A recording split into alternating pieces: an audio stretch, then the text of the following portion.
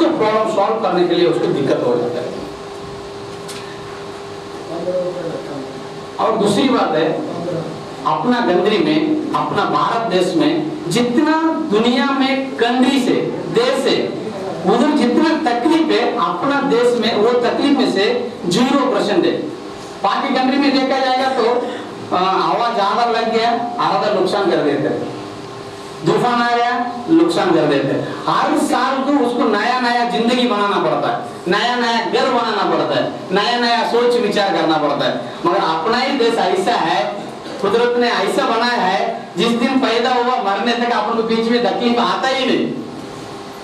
कोई कोई देश ऐसा है, बारिश आ गया नुकसान, ठंडी आ गया नुकसान, घर भी नहीं दिखता, गाड़ी भी नहीं दिखता, उतना बंद कर देते हैं, दूसरे दिन उसको तैयार करना पड़ता है।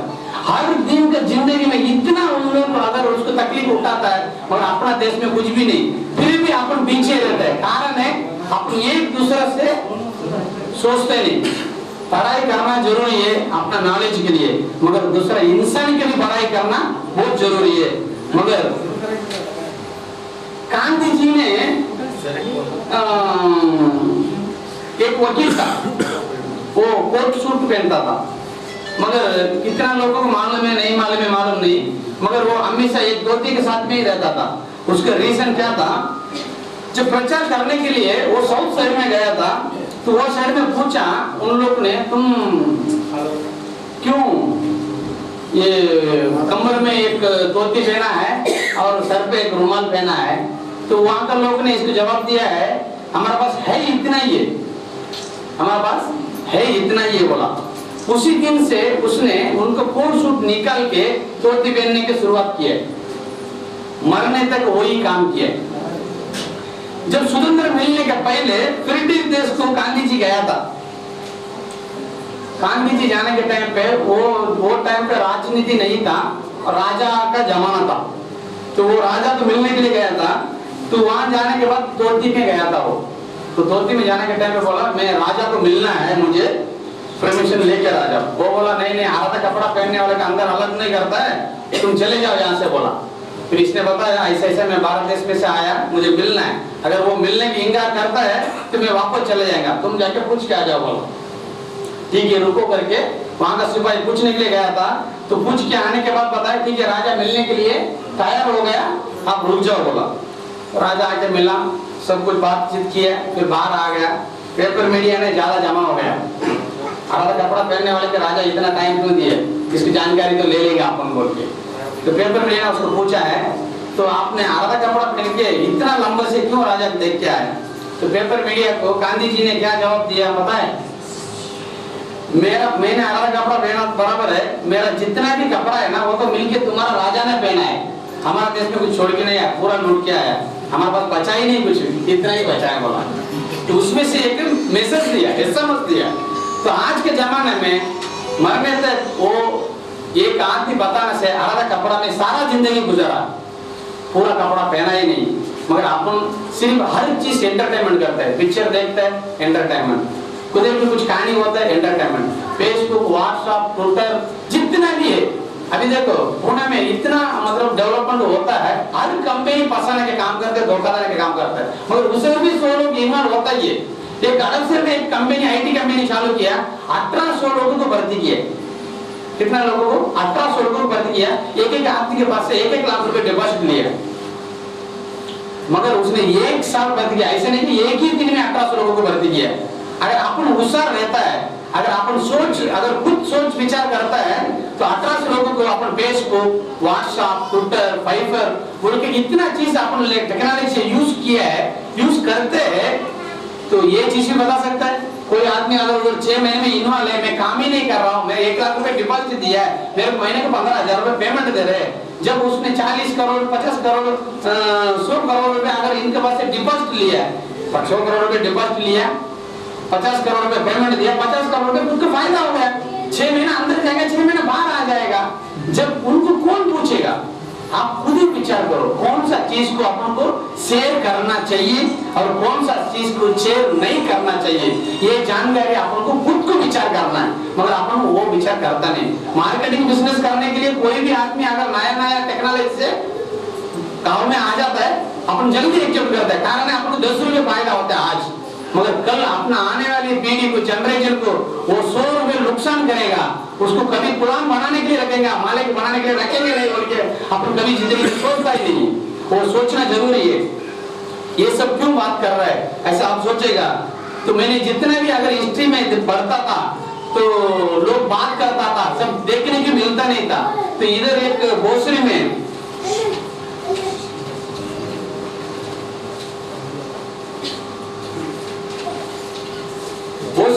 एक किशोर भगवान दाते बोल के एक लड़का को कंपनी में काम करने वाले को एक्सीडेंट हो गया था।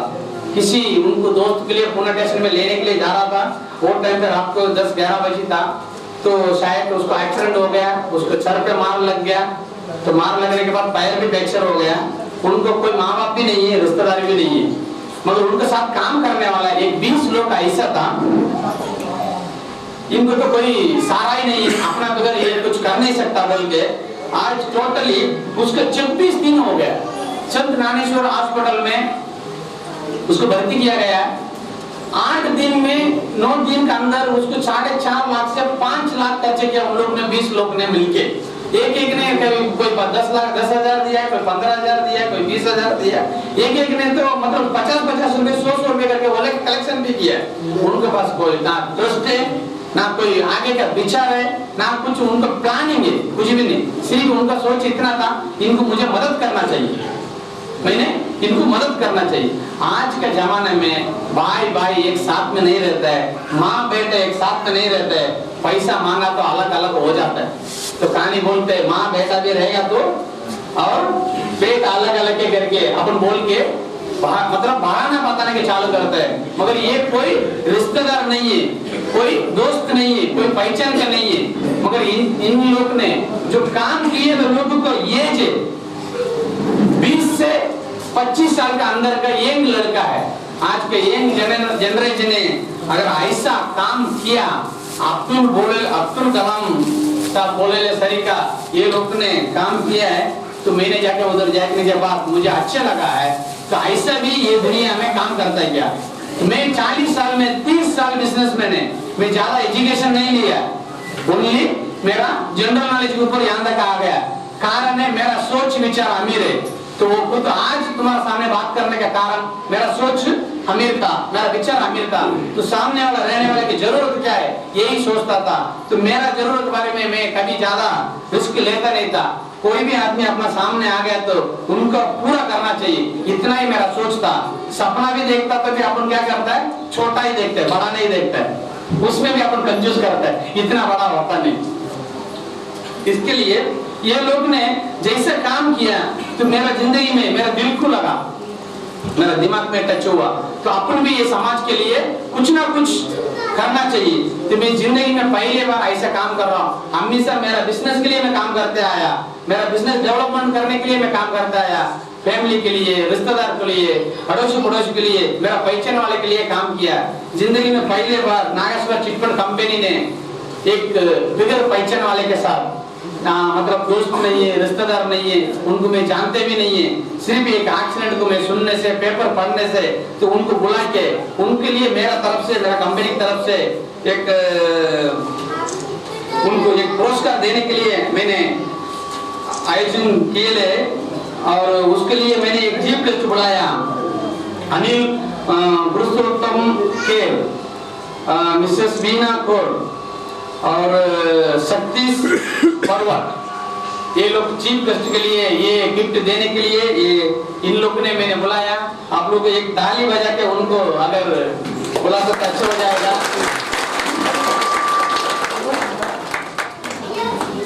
आप लोग ने बहुत अगर सब्र किया है मेरे लिए। आप लोग ऐसा अगर इंग्रेजी मुझे करता रहेगा, हो सकता है मैं और ज्यादा दिन टिकेगा, कुछ ये समाज के लिए, कुछ अच्छे के लिए मैं काम करना चाहता हूँ। मैं शुरुआत में मेरे लिए ही काम किया था, मुझे डेवलपमेंट होना चाहिए, मैं बड़ा बनना चाहिए, मेरा सोच विचार मेरा फैमिली के लिए स्टैंडर्ड बनना चाहिए।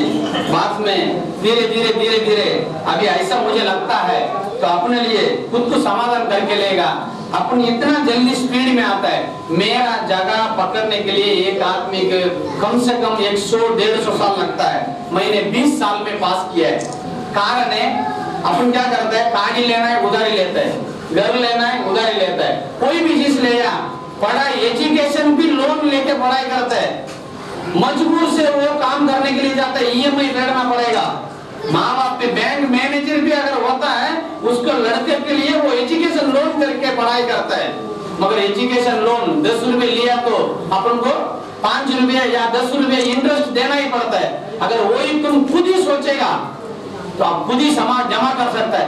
हर घर में बोलते हैं मेरा पास पैसा रहता ही नहीं है, आप मनी मैनेजमेंट करता ही नहीं, टाइम मैनेजमेंट करता ही नहीं है, मगर करने के लिए खुद सीखो, फिर फैमिली की सिखाओ, फिर बच्चे खुद सीख जाएगा। अपन को तकलीफ बहुत सारा होता है, हर एक माँ बाप सोचता है मेरा बच्चा मेरा तकलीफ उठाना नहीं चाहिए। एक मजदूर काम करने वाला बच्चे को इंजीनियर बनाता है, मगर इंजीनियर बनने के बाद वो खुद को पहचानने के लिए उसको नॉलेज मिलते नहीं है। कारण जो मजदूर काम करने वाला अनपढ़ रहता है, इंजीनियर बनने वाला पढ़ा लिखा रहता है। जो आदमी अगर अनपढ़ रहते हैं उनके लिए भी मिला के अपन पढ़ाई किया है तो 4 आदमी के लिए या समाज के लिए अपने लिए कुछ फायदा होना चाहिए। ऐसा सोच विचार जिसको आता है तो वो जरूर अमीर बनेगा। मेरा नजर से यहाँ 20 लोग है तो वो ही आज का अमीर है। आज का दिन में उन लोग को मैं नाम ले लेता हूँ, उसको नाम ले ले नाम चलेगा, ठीक है। आप लोग को बहुत सब्र किया, मेरी बात सुन के लिए मेरा साथ दिया है, उसके लिए और भी मैं कुछ ज्यादा करने के लिए बहुत सारा कोशिश करूंगा नया। थैंक यू, शुक्रिया।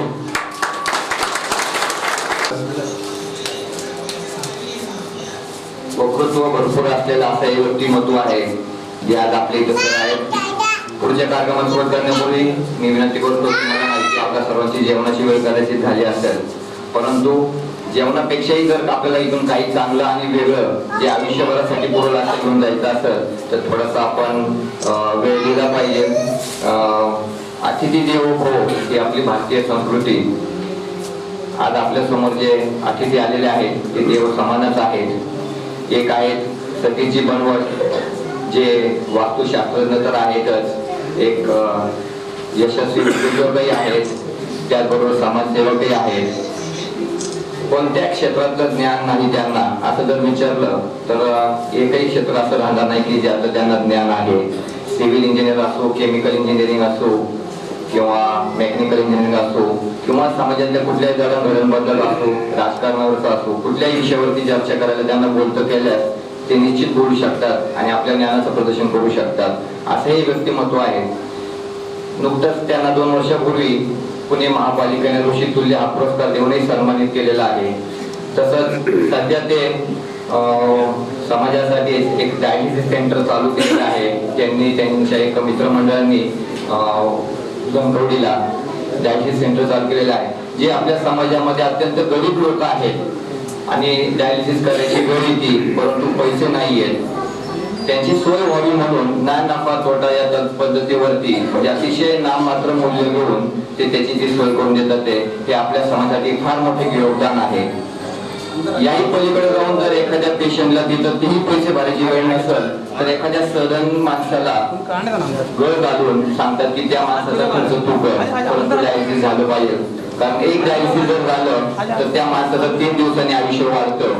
ही भावना ठेवून समाजासाठी ते सतत कार्यरत असतात। तसेच आज इतर उपस्थित असलेले अनिल गोरे सर हेही अत्यंत विचारवंत आहेत। श्री शेख साहेबांनी सांगितलं मला की बरेच वर्षापासून त्यांची ओळख आहे आणि त्यांच्या व्यक्तिमत्वाचा प्रभाव त्यांच्यावर पडलेला आहे। आज इथं आपल्या ठिकाणी ते पाहुणे आणि आपल्याला मार्गदर्शन करण्यासाठी उपस्थित झाले, खूप आनंदाची गोष्ट आहे। मी नागराज पिल्ले साहेबांना विनंती करतो की त्यांनी आज जे आपली अतिथी आलेले आहेत त्यांचं स्वागत करावं।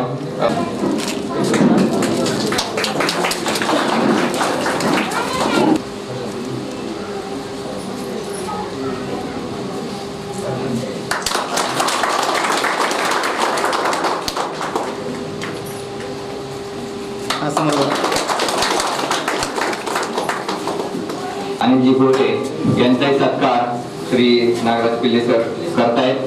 सर्वांनी जोरदार टाळ्या वाजवून गोरे साहेबांचं स्वागत करावं.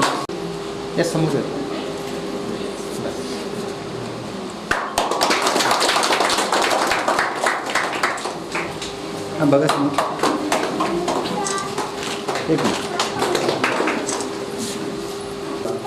विनताई गोरेंचा सत्कार करण्यासाठी स्वागत करण्यासाठी मी मालतीताई कदम यांना विनंती करतो की त्यांनी पुढे येऊन आपले अतिथी विनताई गोरेंचा सत्कार करावा.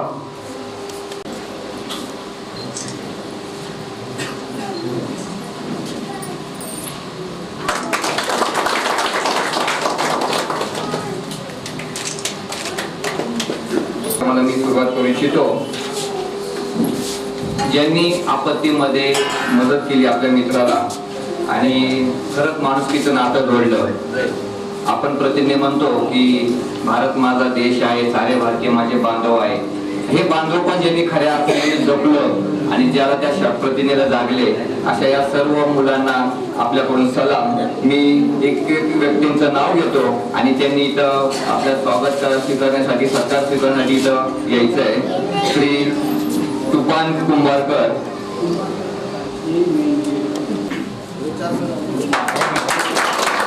त्यानंतर दादासाहेब गायकवाड,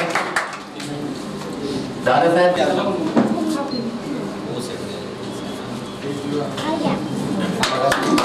जगन्नाथ पाटील, गणेश ताळे,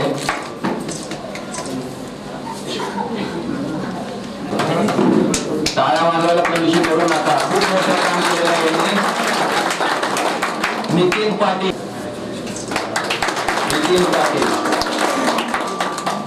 यानंतरचे सत्कार करण्यासाठी मी मोहित शेगोकर, सलीम शेख, नंतर आनंदा शंकर,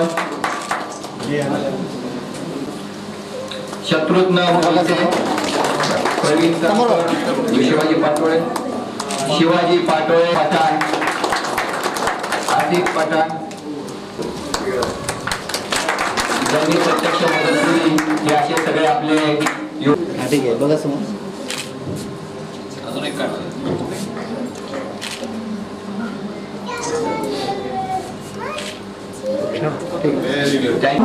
आपल्याला खूप आहे.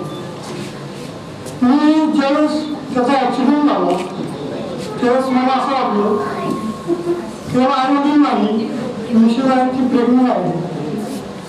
अशा परिस्थितीमध्ये आम्ही पुढे आम्ही असे 10-15 मित्र बसले होतो. आम्ही विचार केला आपण जर 200-300 रुपये जरी काढले तर याला मदत होऊ शकते, हा वाचू शकतो, याचा एक जीव वाचू शकतो. म्हणून आम्ही सर्व मित्रांनी मिळून एक प्लॅन केला आणि मदत करण्याचं ठरवलं. एक जीव वाचवण्याचा प्रयत्न केला आणि आम्ही इथून पुढे असंच करणार आहोत. एक जीव वाचवण्याचा प्रयत्न करणार आहोत.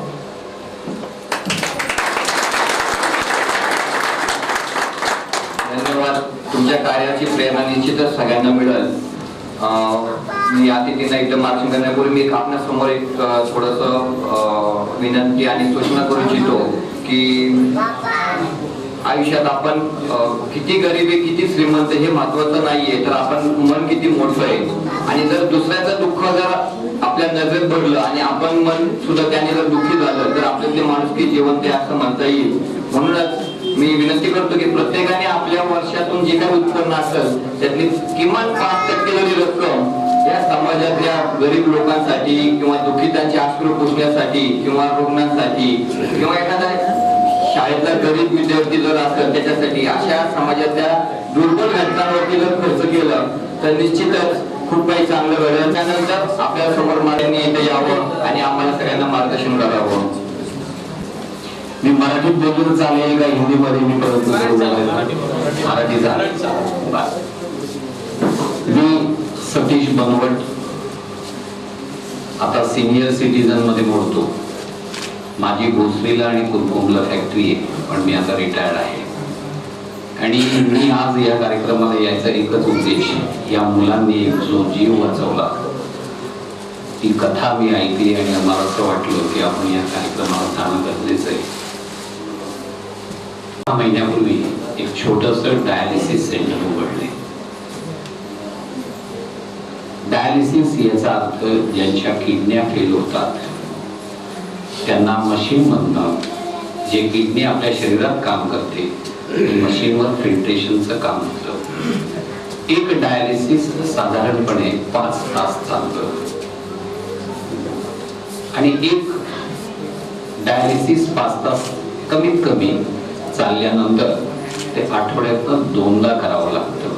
म्हणजे ज्यांच्या किडन्या फेल झाल्या आहेत त्यांना आठवड्यातनं 2दा असं महिन्यातनं 8दा यावं लागतं. आज पुण्यामधल्या हॉस्पिटलमध्ये साधारणपणे 1500 ते 3000 या रेंजमध्ये त्यांना डायलिसिसचा खर्च येतो. आता माझ्याकडे जे पेशंट्स येत आहेत ज्यांचं मी डायलिसिस करतोय त्यांची जर एकेकाची मी कथा सांगायला गेलो तर एक मोठं पुस्तक तयार होईल. त्यांना नुसतंच डायलिसिसचा तो 15-20 हजार रुपये प्लस औषधं प्लस ICU हा सगळा जर हिशोब काढला तर महिन्याला 50,000 रुपये एका पेशंटला डायलिसिसचा खर्च येतो, जे मध्यमवर्गीयांच्या आपाक्याच्या बाहेर आहे. माझ्याकडे काही अशा मुली आहेत की ज्यांचं लग्न झालंय, एक लहान मुलगी आहे किंवा मुलगा आहे